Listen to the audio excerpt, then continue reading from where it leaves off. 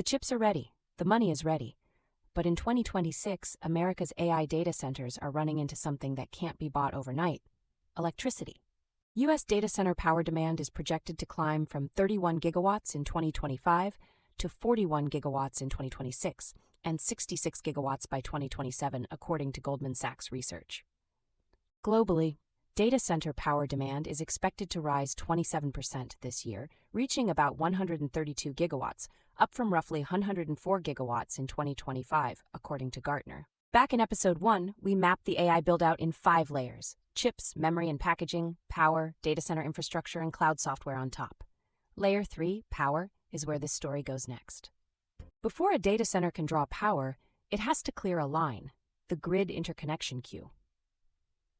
As of the end of 2025, U.S. queues held more than 2,000 gigawatts of proposed generation and storage, roughly 2,061 gigawatts in total, according to Berkeley National Laboratory. For projects that actually came online in 2025, the median time from interconnection request to commercial operation was more than 5 years. And of the capacity that entered U.S. queues between 2000 and 2020, only 13% had reached commercial operation by the end of 2025. Even projects that clear the queue hit a second wall: hardware. Some large power transformer lead times now exceed 3 years, with U.S. substation transformer wait stretching beyond 160 weeks in 2026, according to Mackenzie. Gas turbines are just as scarce. GE Vernova's combined turbine order backlog reached 116 gigawatts in the second quarter of 2026, up from 100 gigawatts just 3 months earlier, and the company is now targeting at least 125 gigawatts by year-end. So who gets paid at Layer 3? The equipment makers. Hitachi Energy, Siemens Energy, and GE Vernova are major suppliers of large power transformers. In heavy-duty gas turbines, GE Vernova, Siemens Energy, and Mitsubishi Power dominate the global market. Siemens Energy alone carried a record €162 billion order backlog as of its most recent quarter.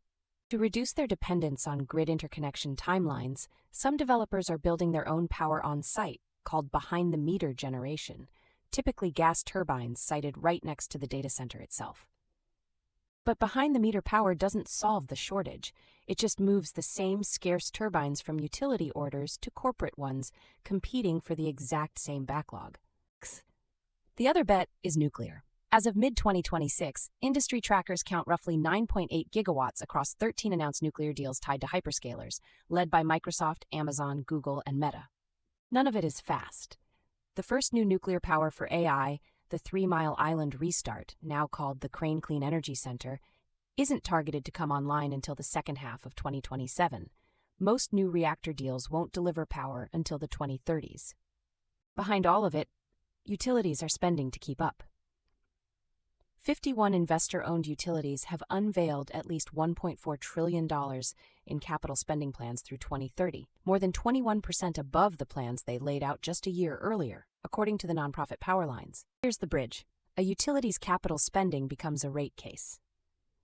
The Energy Information Administration projects average residential electricity prices will rise 5.1% in 2026, and utilities requested $9.4 billion in rate increases in just the first 3 months of the year. That's creating friction.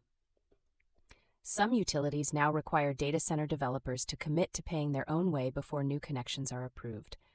Others have said they'd rather not take on more data center load at all, citing pressure on customer bills. 3 questions carry into the next episode. Can transformer and turbine makers scale production fast enough, or are hyperscalers just permanently outbidding utilities for the same limited slots? Who ends up paying for the $1.4 trillion grid build-out, the data centers, or the ratepayers next door? And when nuclear power finally arrives after 2027, will AI demand have already grown past it?